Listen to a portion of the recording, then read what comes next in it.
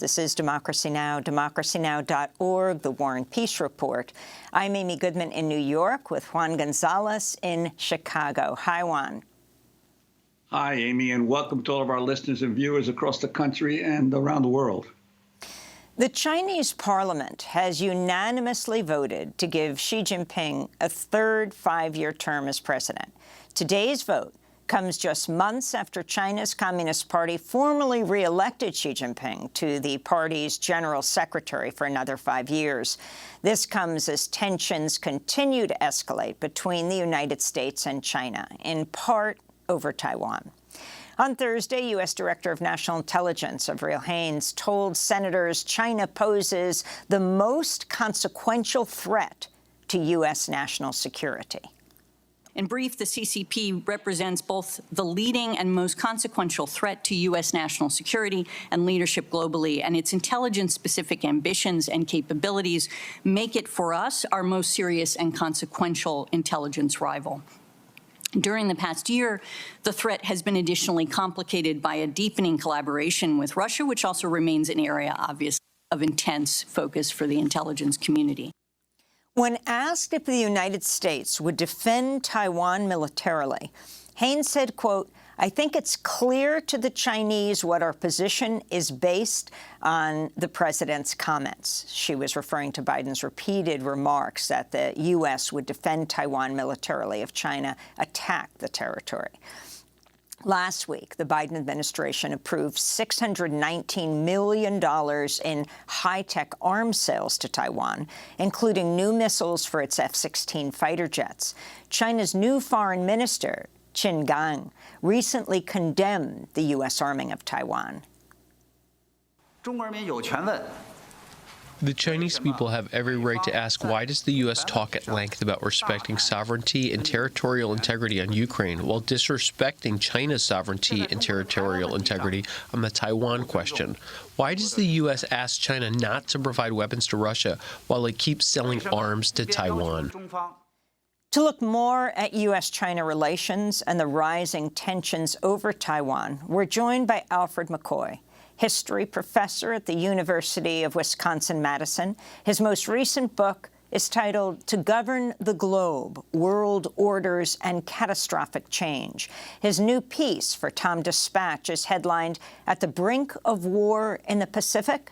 Professor McCoy, welcome back to Democracy Now! Well, let's put that question to you. Is the U.S. at the brink of war in the Pacific with China?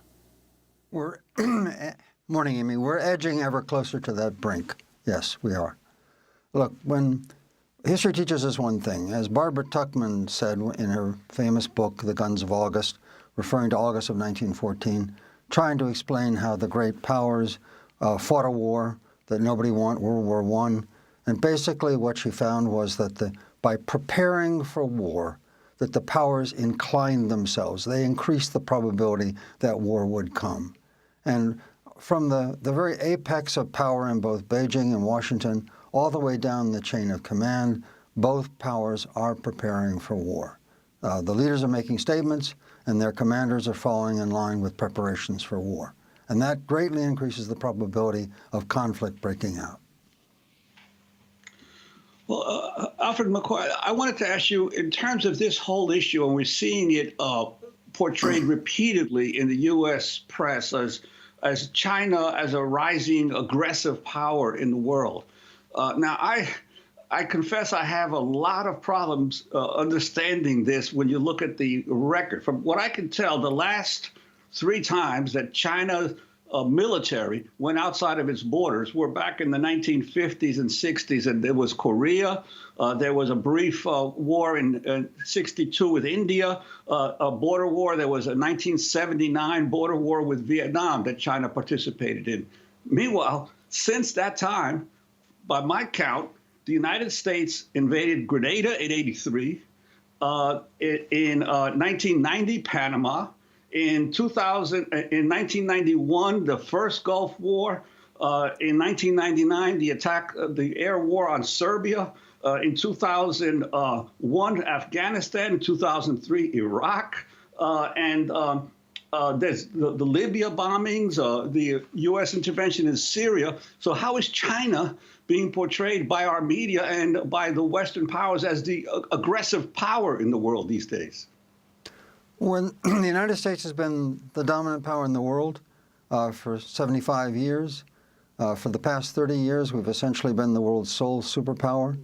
So from that perspective, any challenge is a serious challenge, and China is the first power that's become capable of mounting that challenge. And in that sort of process of U.S. hegemony, the threat to Taiwan is serious.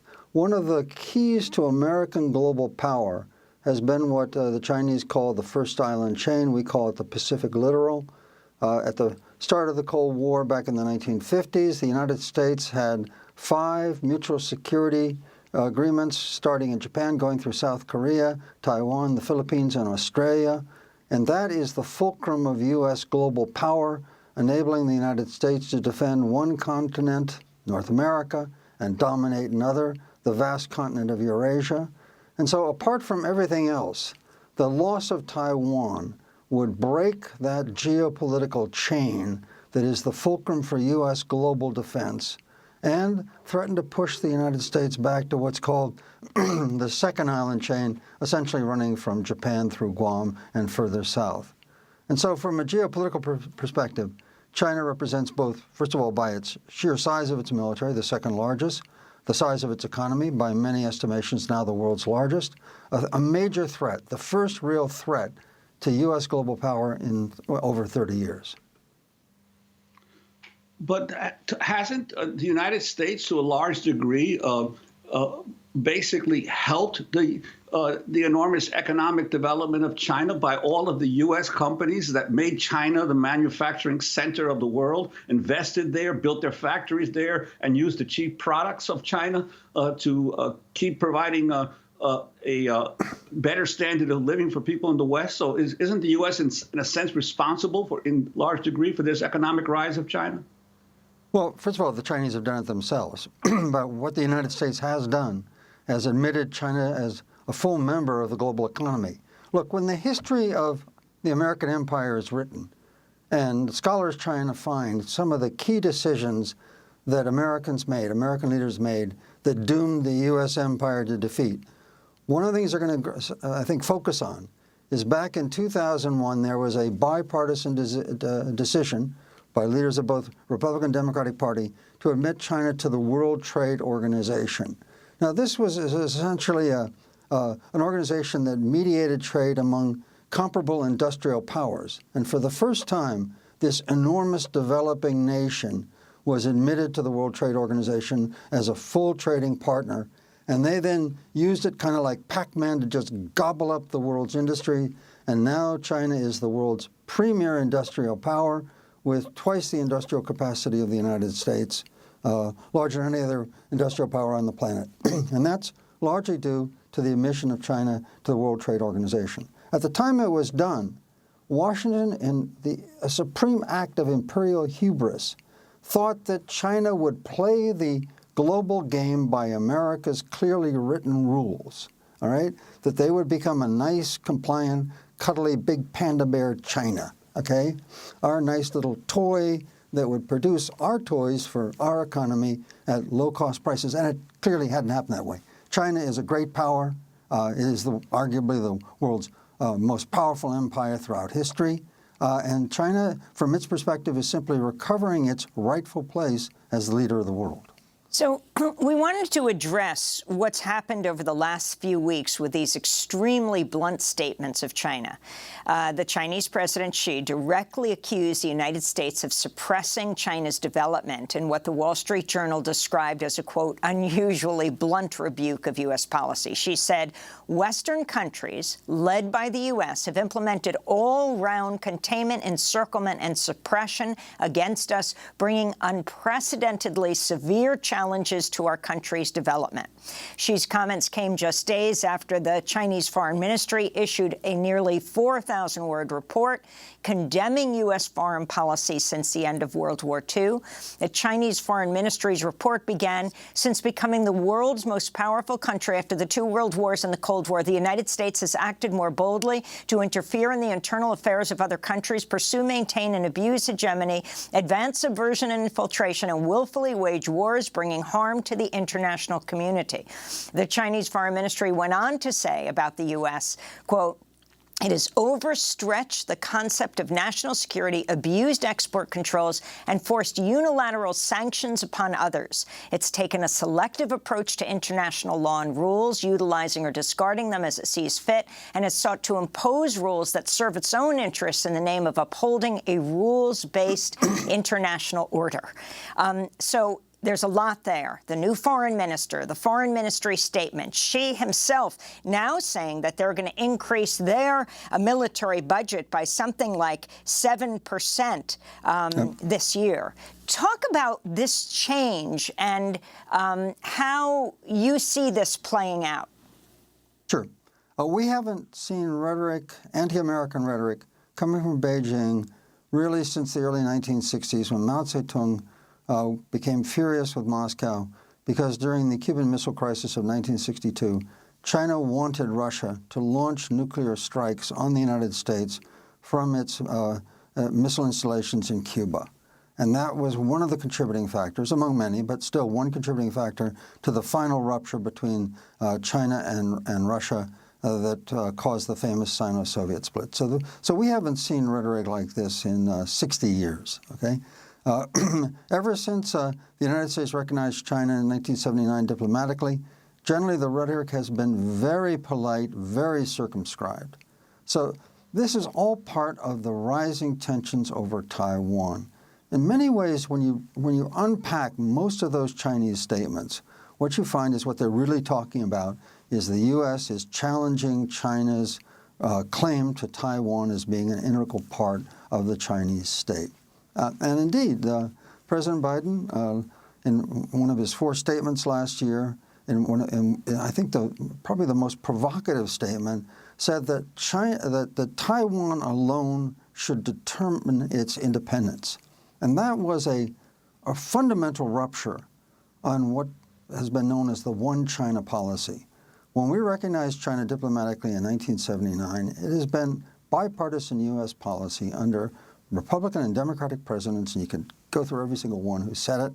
All of them were opposed to Taiwan independence. They said there's one China. The qualifier in that was that the United States did not want the People's Republic to resolve the issue by force.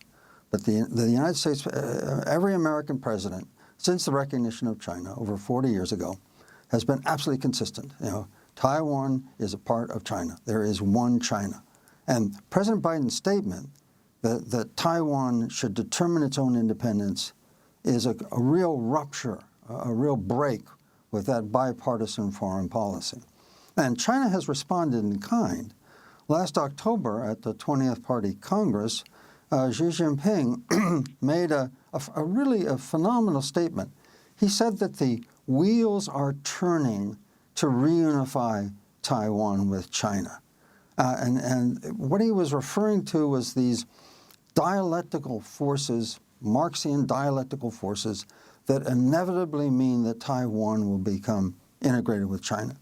And as the political philosopher Hannah Arendt taught us, that when authoritarian states like China speak in terms of inevitability, that's when they're capable of waging, conducting unspeakable atrocities, mass murders, or plunging into unwinnable wars. So, on both sides, we're seeing very sharp rhetoric that's part of that process of preparing the United States and China for war over Taiwan.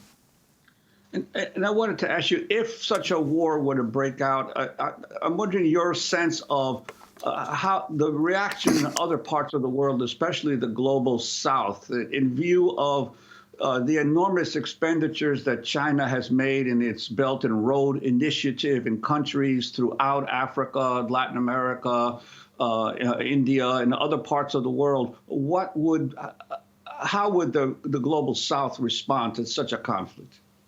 Well, first of all, it would depend on the way the war broke out, okay? There are a number of think tanks that have been wargaming a possible U.S.-China war over Taiwan. One scenario is that China would simply impose a customs blockade, saying that this is our sovereign territory and that nobody can sail directly to Taiwan. You have to call first by aircraft or by ship on China or some similar pronouncement, and then ring the island with ships and submarines and aircraft to block all communication. Now, if that were to happen, China could do that very quickly, in a matter of hours. And that would mean the United States, in order to break that blockade, would have to mobilize its fleets from Honolulu and Yokosuka in Japan and sail and attack the Chinese ships sailing in what they claim to be their own territorial waters. That would mean that the United States is attacking China. We would, under those circumstances, no matter what we'd say, to the world we would look like an aggressor, all right, that we're attacking Chinese ships in what is, by China's standard, indeed by international standards, China's territorial waters surrounding Taiwan. And so right from the start, in the global South, we would be seen to be an aggressor.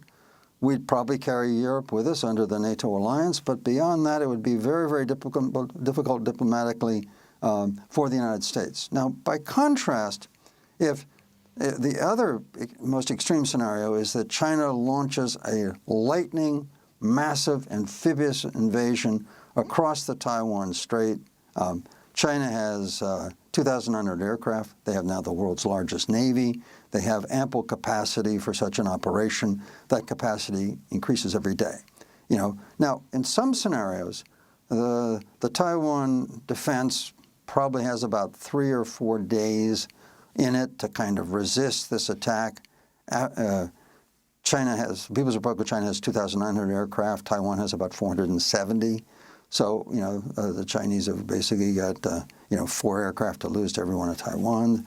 Professor McCoy, we have 30 seconds. So basically what would happen in a war like that, China, if the war went China's way, they would capture Taiwan before the United States main fleet could arrive from Honolulu. And in that case, the United States would again be an aggressor, would again look like we're attacking China. And we might face international condemnation for doing that. Alfred McCoy, history professor at University of Wisconsin-Madison. His most recent book is titled To Govern the Globe, World Orders and Catastrophic Change. We'll link to your piece at Tom Dispatch, headlined At the Brink of War in the Pacific.